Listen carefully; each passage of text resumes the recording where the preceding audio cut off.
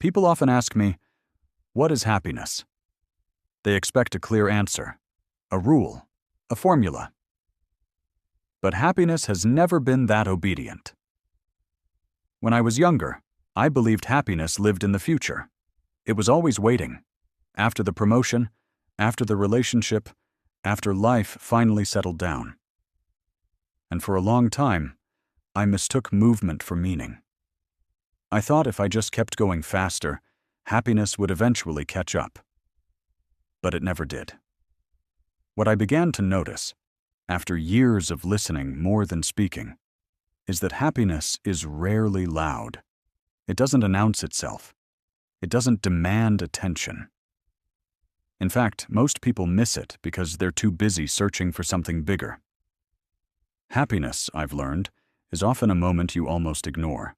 A quiet morning before the world wakes up. A deep breath you didn't know you needed. A conversation where you feel fully seen, even if only for a few seconds. We are taught to believe happiness is an achievement, that it's something you earn by proving your worth. But this belief exhausts us because it turns life into a constant audition. I once met a man who had everything society praises: success, status, security. Yet he confessed something that surprised me. He said, "I don't remember the last time I felt present." That word, present, is where happiness quietly lives. Not in what you own, not in how you're perceived, but in your ability to be here, without needing the moment to be different.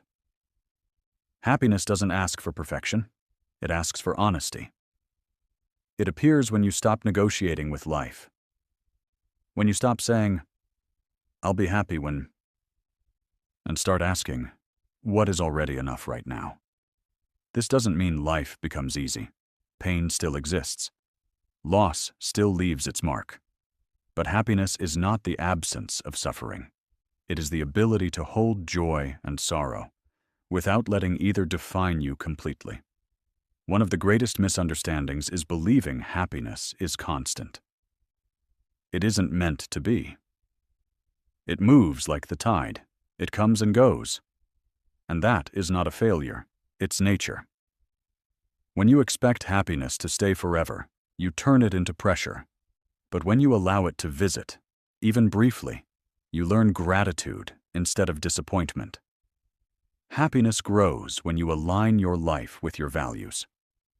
Not the values you inherited, not the ones advertised to you, but the ones you discover through reflection. Ask yourself, what actually matters to me when no one is watching? What gives my life a sense of quiet rightness?